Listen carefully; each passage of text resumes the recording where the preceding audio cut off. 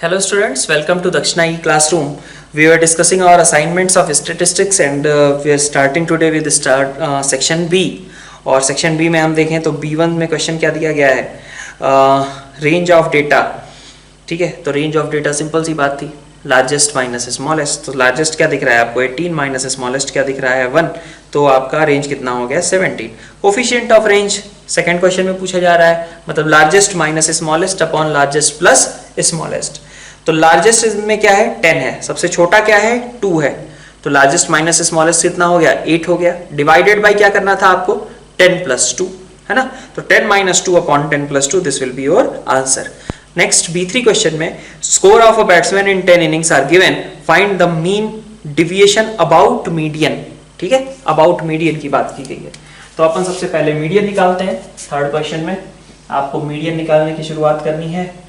और यहाँ पे आपके पास क्वेश्चन क्या है, सबसे छोटा टर्म है आपका 34 से बड़ा है 38 है ना, 34 है फिर 38 है, फिर मुझे दिख रहा है शायद 42, सही दिख रहा है क्या, 42, 42, 44, 46, 54, 55 है ना, 54, 55,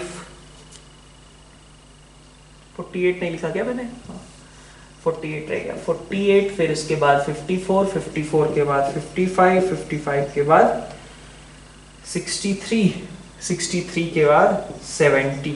सारे टर्म्स हो गए क्या, 4, 3, 7, 3, 10. यहाँ पे 4, 3, 7, 3, 10 लिख लिया सबने, सॉरी ठीक है, सही ऑर्डर में भी लिख लिया है. तो हमें मीडियन मिलेगा. मीडियन क्या मिलेगा आपको, मीडियन चूंकि हमारे पास टोटल 10 टर्म्स थी, तो मीडियन आपके पास कहाँ आएगा, फिफ्थ टर्म और सिक्स्थ टर्म का मीन आएगा.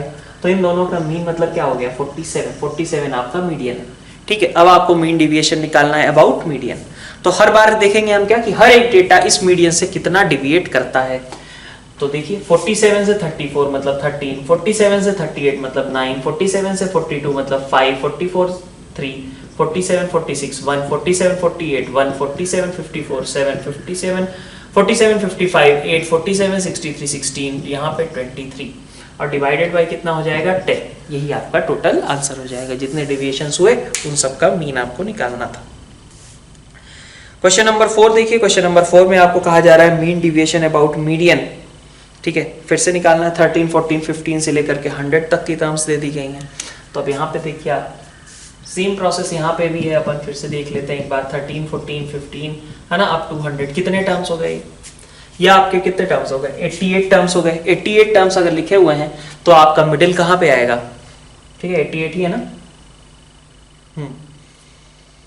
ठीक है. तो 88 टर्म्स में मिडिल आएगा आपका 44 और 45 वाली टर्म ना, सॉरी हाँ 88 में, हाँ 44 और 45. तो आपको क्या करना है, टर्म 44 प्लस टर्म 45/2, ये आपका मीडियन होगा. तो टर्म 44 कितना आएगा, तो टर्म 44 56 आएगा और ये 57 आएगा, बाई 2 आपका कितना हो गया 56.5.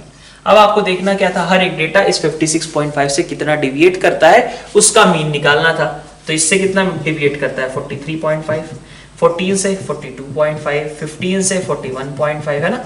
ऐसे करके आपके पास टर्म्स आएंगे. जब यहाँ पे आप 56 पे पहुंचोगे तो ये क्या देगा आपको 0.5 देगा है ना. और फिर आप 57 जब लोगे है ना, 57 और इसके बीच का, तो फिर से 0.5 का डिविएशन, फिर 58 और इसके बीच 1.5, 59 और इसके बीच 2.5, और ऐसे करते हुए आप निकल जाओगे 100 और 56.5 के बीच में 43.5. ठीक है, और डिवीजन में आपके पास कितना आएगा, डिवीजन में आपको एडिशन मतलब नंबर ऑफ टर्म्स काउंट करनी होंगी. तो नंबर ऑफ टर्म्स ये कितनी है आपकी 88 है. ठीक है, तो आपको इस एपी का सम निकालना है. एपी मतलब कैसी एपी, यहां से लेकर के यहां तक का आप सम कर दीजिए और इनटू उतना ही इधर भी तो है 2 हो जाएगा. ठीक है, तो आप बेसिकली क्या कर दो, 2 times of 43.5 plus 42.5 plus 41.5 up to 0.5. ठीक है, और डिवाइडेड बाई 88.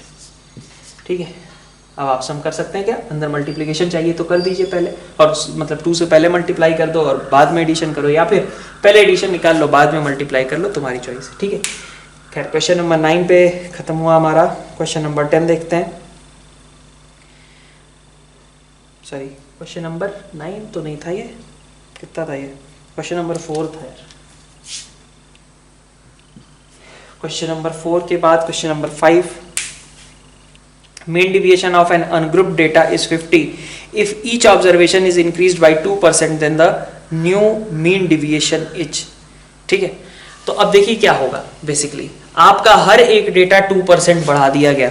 ठीक है, तो मतलब आपका जो पहले xi था, ठीक है, अब देखो हर एक xi मतलब पहले आपके पास होते थे x1 x2 x3 up to xn। अब आपके पास क्या हो गए, 2% बढ़ने के बाद 1.02 x1 1.02 x2 up to 1.02 xn। ठीक है, पहले इनका मीन अगर x बार होता था तो अब कितना होगा, 1.02 x बार होगा। ठीक है, तो मीन डिविएशन पे क्या इफेक्ट आएगा यही कहा जा रहा है। तो पहले देखो आप कैसे कैलकुलेशन करते थे, x1 और x बार का डिफरेंस लेते थे, x2 और x बार का डिफरेंस लेते थे, xn और x बार का डिफरेंस लेते थे। अब आप क्या करोगे, अब आप इसका और इसका डिफरेंस लोगे।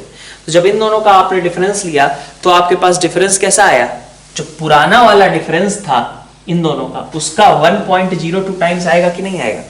पहले डिफरेंस था x1 माइनस x बार, अब डिफरेंस आएगा 1.02 टाइम्स x1 माइनस x बार। तो इसका मतलब पहले जो डिविएशन हुआ करता था अब डिविएशन भी, मतलब चूंकि हर एक टर्म क्या हो रही है 1.02 टाइम्स हो जा रही है। ठीक है, हर डिविएशन 1.02 टाइम्स चेंज हो जा रहा है। तो इसका मतलब कि आपका जो मीन डिविएशन आएगा, ठीक है, हर डिविएशन 1.02 टाइम्स हुआ। ठीक है, पहले x1 माइनस x बार था, अब आपका 1.02 x1 माइनस x बार होता है। तो अगर हर डिविएशन आपका 1.02 टाइम्स हो गया तो उनका मीन भी कैसा हो जाएगा, 1.02 टाइम्स हो जाएगा। और इसलिए mean deviation about median is, sorry mean deviation about किसके अबाउट है, हाँ mean deviation about mean he कहा जाएगा जब कुछ नहीं मेंशन्ड है। और ऐसे में क्या हो गया, वो 2% वो भी इंक्रीज हो गया क्योंकि 1.02 टाइम्स हो गया। ठीक है,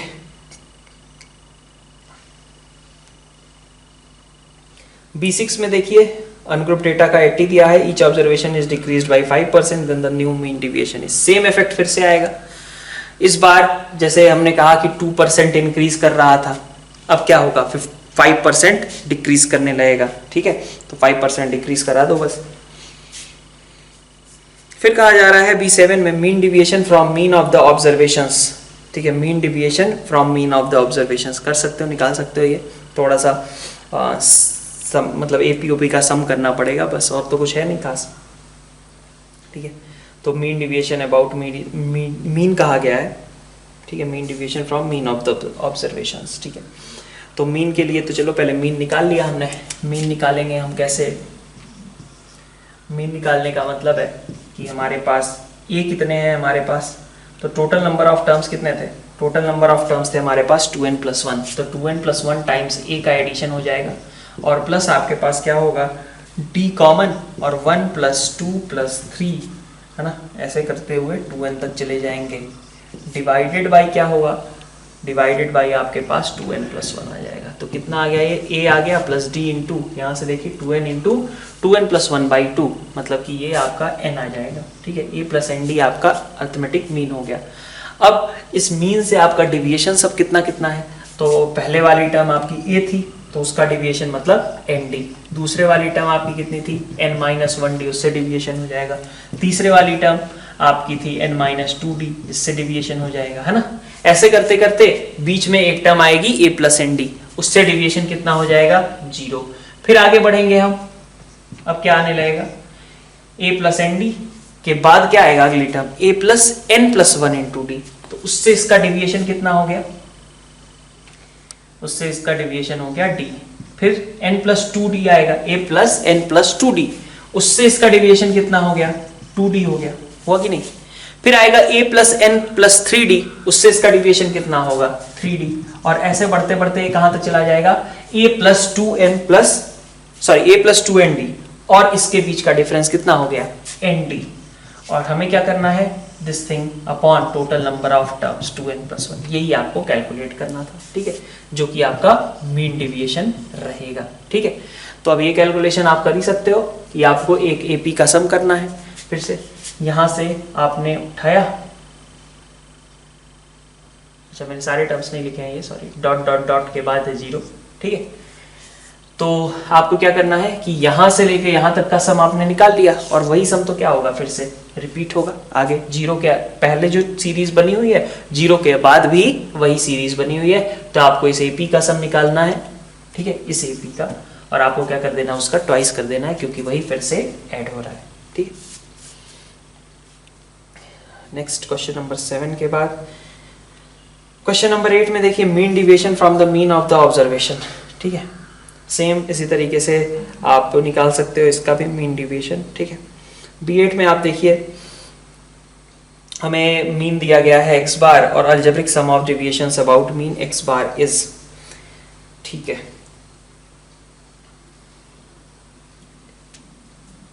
अलजेब्रिक सम कहा जा रहा है। अलजेब्रिक सम का मतलब हो गया कि हम साइन को कंसीडर करेंगे। जब अलजेब्रिक बात बोल दी जाती है तो इसका मतलब होता है कि प्लस और माइनस हम ध्यान में रखते हैं। आपने देखा भी होगा बाइनोमियल के टाइम पे भी हमने बताया कि greatest term, numerically greatest term और अलजेब्रिकली ग्रेटेस्ट टर्म। तो जब अलजेब्रिकली की बात करते थे तो पॉजिटिव निगेटिव मैटर करने लगता था, मतलब हम डिफरेंस नहीं लेंगे इस बार। इस बार हम क्या करेंगे, हम इस बार x1 में से x बार को सब्ट्रैक्ट करेंगे, ठीक है, x2 और x बार को सब्ट्रैक्ट करेंगे। अभी तक क्या होता था, x2 अगर आपका x2 और x बार का आप डिफरेंस लिखते थे, अब क्या करोगे आप उसका रिजल्ट लिखोगे कि x2 माइनस x बार कितना आता है, ठीक है। तो क्वेश्चन नंबर 9 में देखो आप क्या कहा जा रहा है, ये सिचुएशन दी जा रही है कि अगर आपके पास इस तरीके का कुछ किया गया, x1 माइनस x बार, x2 माइनस x बार, है ना। अभी तक क्या होता था, आप एक तरीके से इसका मैग्नीट्यूड लिखा करते थे, अब आप डायरेक्टली ऐड कर रहे हो लास्ट में xn माइनस x बार, ठीक है। ये डिविएशंस होंगी, और हमें क्या करना है, इन डिविएशंस का सम निकालना है। तो डिविएशंस का सम साफ साफ दिख रहा है क्या, कि ये क्या लिखा हुआ है, x1 plus x2 up to xn, ठीक है, माइनस आपको क्या करना है nx बार। x बार कितना है, x1 plus x2 plus up to xn upon n। तो अगर आप x बार की वैल्यू रख देते हो x1 plus x2 up to xn upon n, सब कैंसिल आउट, आंसर कितना हो जाएगा, 0 के बराबर, ठीक है। क्वेश्चन नंबर 10 देखिए, algebraic sum of deviations of 20 observations from 30 is 20, then the mean of observations is, ठीक है। Algebraic sum of deviations of 20 observations from 30 is 20, ठीक है। चलिए नेक्स्ट स्लाइड में इसका भी डिस्कशन करते हैं। तो देखिए 10th क्वेश्चन में क्या कहा गया, B10 है ना। B10 में आपके पास क्या कहा गया है कि 30 के अबाउट हम डेविएशंस देख रहे हैं। Algebraic sum of deviations of 20 observations from 30, algebraic है तो इसका मतलब पॉजिटिव नेगेटिव मैटर करेगा, मतलब सीधा सब्ट्रैक्शन करना है हमें। x1 माइनस 30 के अबाउट था ना, तो x1 माइनस 30, फिर x2 माइनस 30, है ना, ऐसे करके आपके पास x20 ऑब्जर्वेशंस थे माइनस 30, ठीक है। इनका सम कितना दिया हुआ है, इनका सम दिया हुआ है इसने 20, ठीक है, और हमसे कह रहा है कि मीन बताओ। तो क्या पता करें हम, x1 से लेकर के x20 तक का सम। तो सीधी सी बात है, x1 plus x2 plus x20 को एक साथ कर लो, 20 into 30, 20 times 30 is equal to 20, है ना। तो आपके पास सम कितना हो गया इन सभी का, 20 प्लस 600 620। तो आपका मीन कितना आ जाएगा, summation over xi upon 20 is equal to 620 upon 20, that is equal to 31।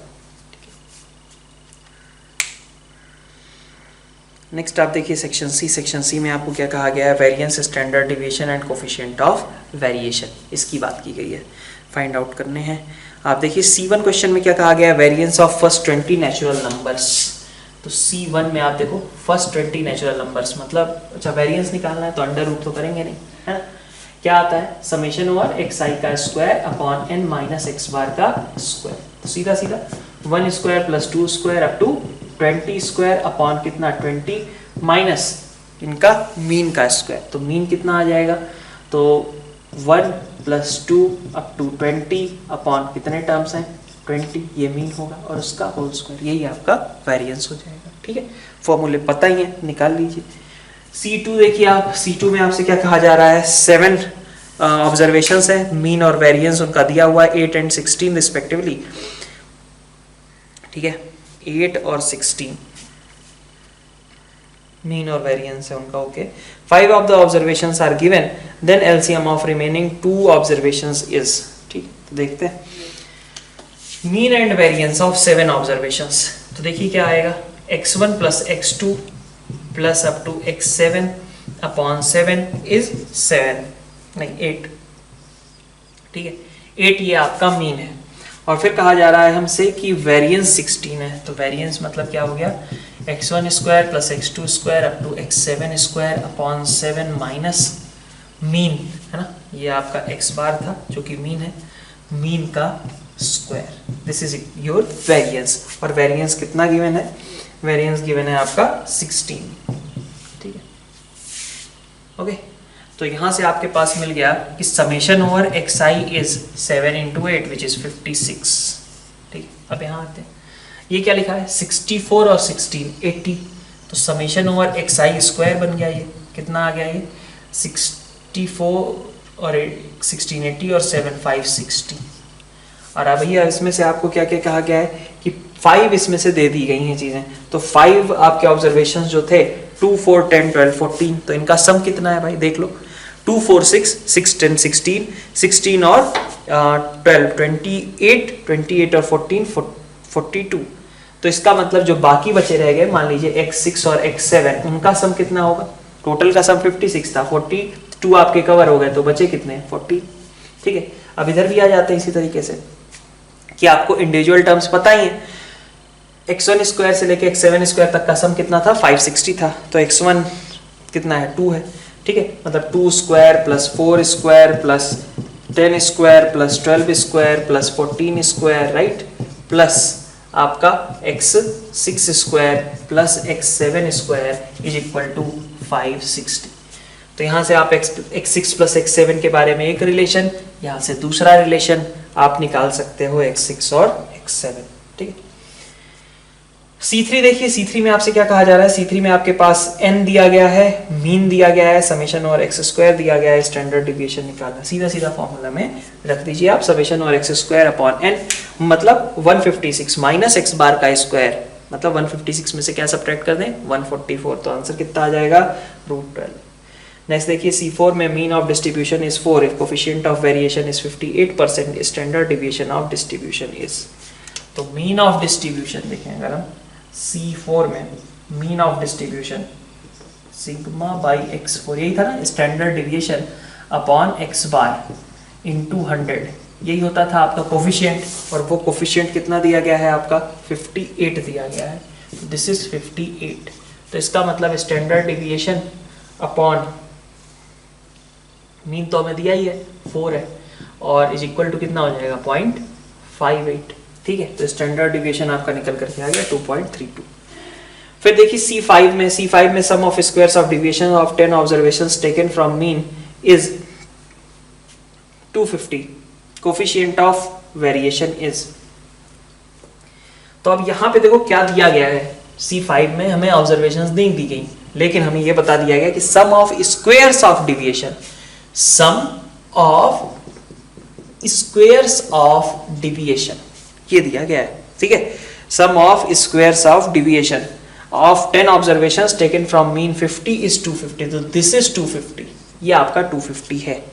फिर आपसे कहा जा रहा है कि मीन कितना है उनका,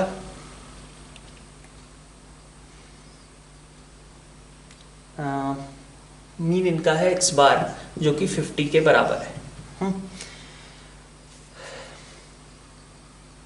ठीक है। तो आपका जो स्टैंडर्ड डिविएशन होगा वो क्या होगा, स्टैंडर्ड डिविएशन की जरूरत क्यों पड़ रही है, क्योंकि उसने कोफिशिएंट ऑफ वेरिएशन के बारे में कमेंट कर रखा है, तो standard deviation is equal to 250 upon number of terms कितनी है, नंबर ऑफ टर्म्स है हमारे पास 10, तो ये आपके पास आ गया 5, ठीक है। तो स्टैंडर्ड डिविएशन मेरा 5 के बराबर है, x बार मेरा 50 है, अब आप निकाल सकते हो कोफिशिएंट ऑफ वेरिएशन, मतलब 5/50।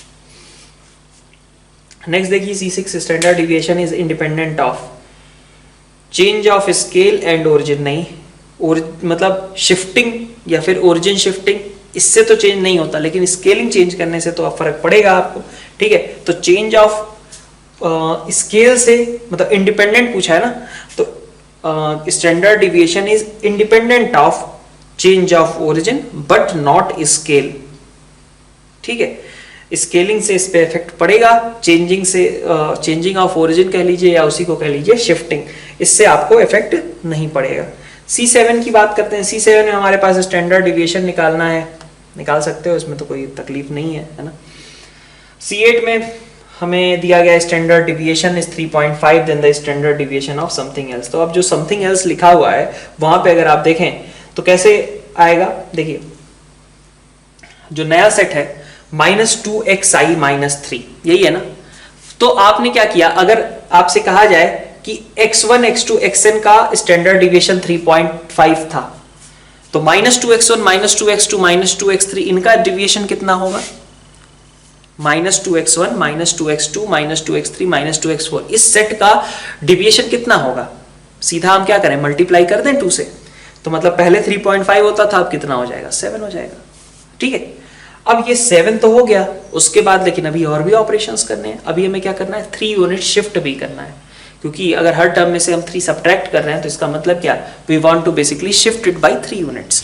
तो इफ -2x1 -2x2 -2xn का आपका जो रिजल्टेंट था स्टैंडर्ड डिविएशन वो 7 था, तो अगर आपने उस पूरे डेटा को 3 यूनिट शिफ्ट भी कर दिया तो भी रिजल्टेंट कितना ही रहेगा, 7 ही आएगा, और इसलिए आंसर आपका कितना है, 7 ही है, ठीक है। क्वेश्चन नंबर 9 में देखिए, कहा जा रहा है marks of some students were listed out of a maximum 100, the standard deviation of marks was found to be 9. Subsequently, the marks raised to a maximum of 150 and standard deviation of new marks was calculated. The new standard deviation, ठीक है। तो marks को क्या कहा गया कि maximum marks पहले 100 में से लिखे जा रहे थे और उस समय डिविएशन जो था आपका 9 था। अब क्या कहा जा रहा है कि अब मैक्सिमम आपका 150 कर दिया गया, मतलब एक तरीके से 100 के स्केल को बदल के 150 में चेंज कर दिया गया, और अब स्टैंडर्ड डिविएशन आप निकालिए।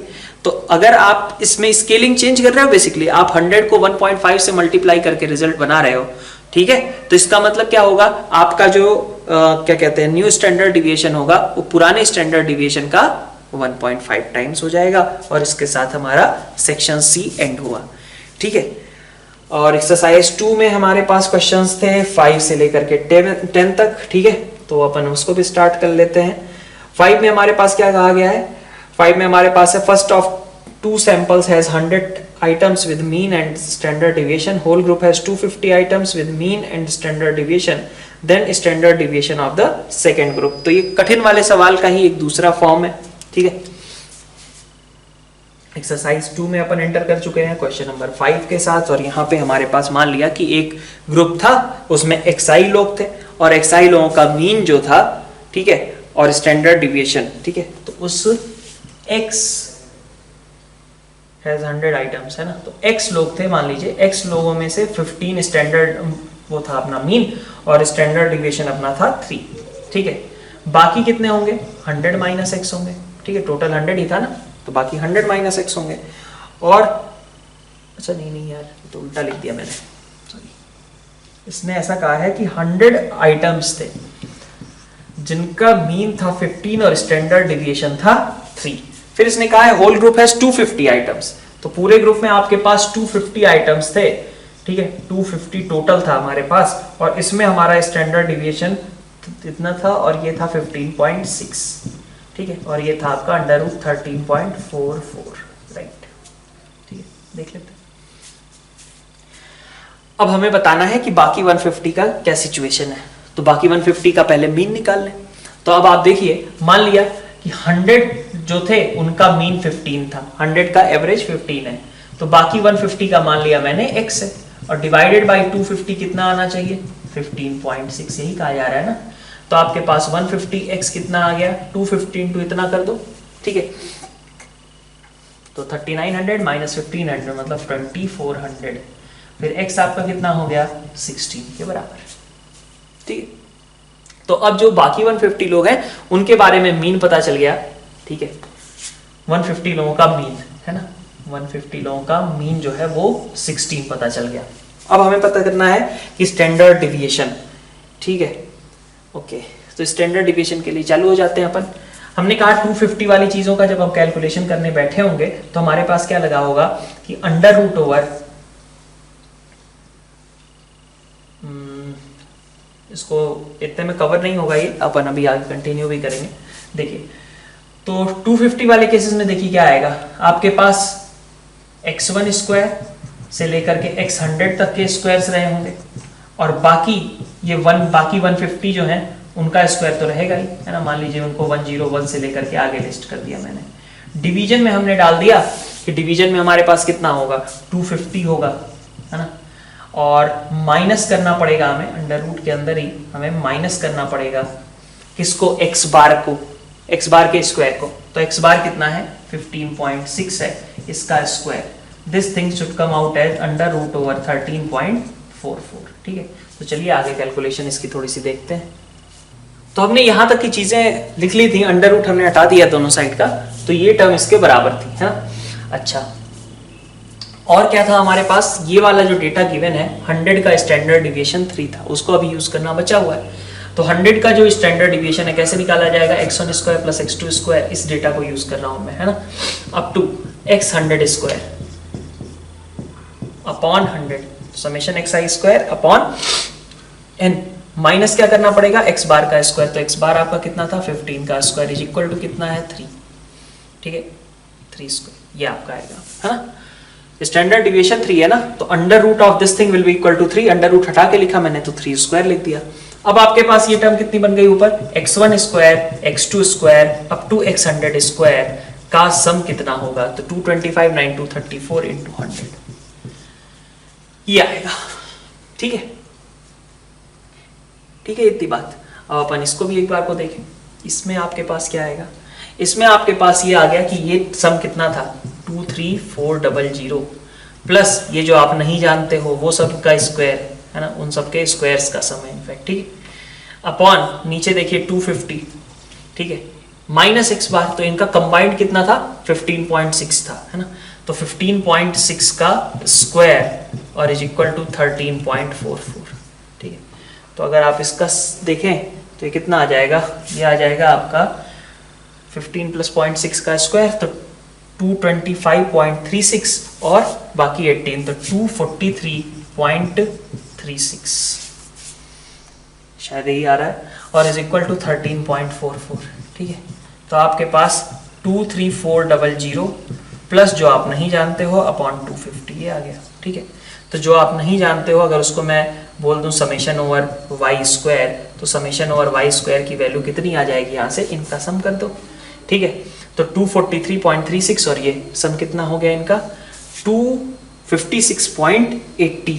ठीक है, तो 256.80 इंटू 250 माइनस 23,400। ठीक है, ये आप कैलकुलेट करना पड़ेगा आपको। ठीक है, ये आपको कैलकुलेशन कर लीजिएगा, मैं करने नहीं जा रहा इसे। समेशन ओवर वाई स्क्वायर आपका निकल गया, मतलब इन सब के स्क्वायर्स का एडिशन निकल गया। ठीक है, आपको फिर करना क्या है, आपको फिर यही तो करना है, बाकियों का स्टैंडर्ड डिविएशन ही निकालना था ना, तो समेशन ओवर वाई स्क्वायर को यूज करना था अपॉन कितने थे वो 150 थे, उनका मीन कितना था, उनका मीन था कितना 16 आया था, ये आपको कैलकुलेट करना है। ठीक है, तो थोड़ा कैलकुलेटिव है बट इट्स ओके। ठीक, नेक्स्ट आप देखिए क्वेश्चन नंबर 6 में, average marks of 10 students are 60 and standard deviation 4 while the average marks of other 10 students was 40 with standard deviation 6। combined आपको deviation निकालना है।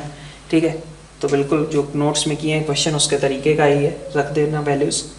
क्वेश्चन नंबर 7 देखते हैं। क्वेश्चन नंबर 7 में आपके पास मीन वेरिएंस दिया गया है 5 ऑब्जर्वेशंस का, और कहा जा रहा है from these observations 3 are given and. ठीक है, देख लेते हैं इसको एक बार।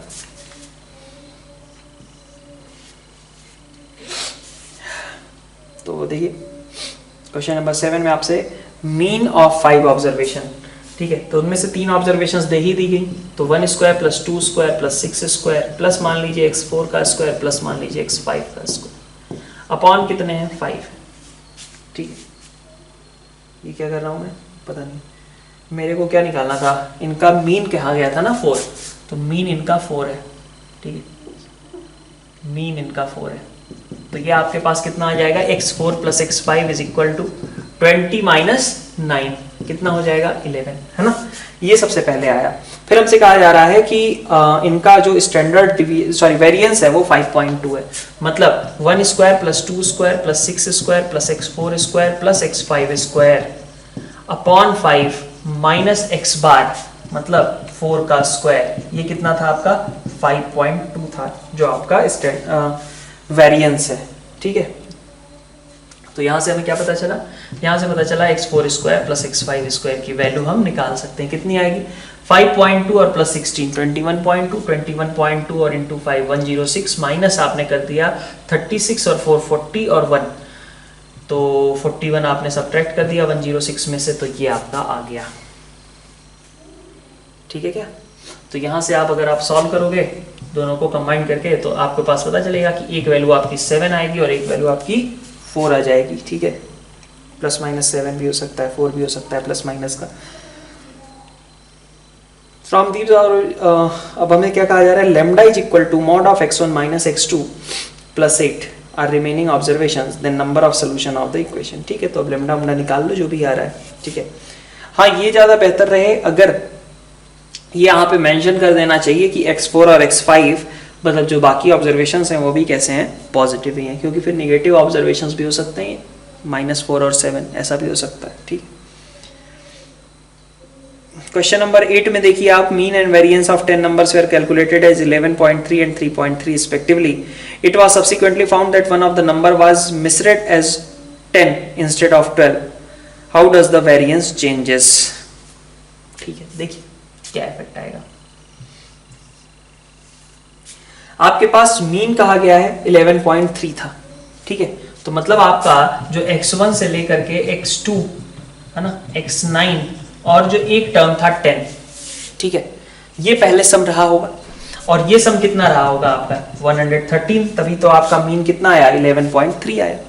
लेकिन ये 10 नहीं होना चाहिए था, ये क्या होना चाहिए था 12 होना चाहिए था। तो 12 होना चाहिए था तो इधर भी 2 जोड़ दो, कितना आ जाएगा 115। तो नया मीन कितना आएगा 11.5, ये आपका नया मीन है, ठीक है। हमें कहां तक पहुंचना है, हमें वेरिएंस तक पहुंचना है। तो पहले आपका वेरिएंस था 3.3, ठीक है। तो अगर अपन देखें इसको फिर से, इस समेशन ओवर मतलब आप देखें x1 स्क्वायर से लेकर के x9 स्क्वायर, ये तो सब पहले जैसे ही है, प्लस पहले 10 स्क्वायर हुआ करता था, अपॉन कितना आता था, अपॉन आता था 10, माइनस आपको करना पड़ता था कितना 11.3 का whole square, and this outcome was equal to something 3.3, है ना, ऐसा हुआ करता था ये। अब आप क्या चाहते हो, अब आप चाहते हो कि यहां से आप x1 स्क्वायर से x9 स्क्वायर तक का सम निकाल लो, निकाल सकते हो ना, ठीक है।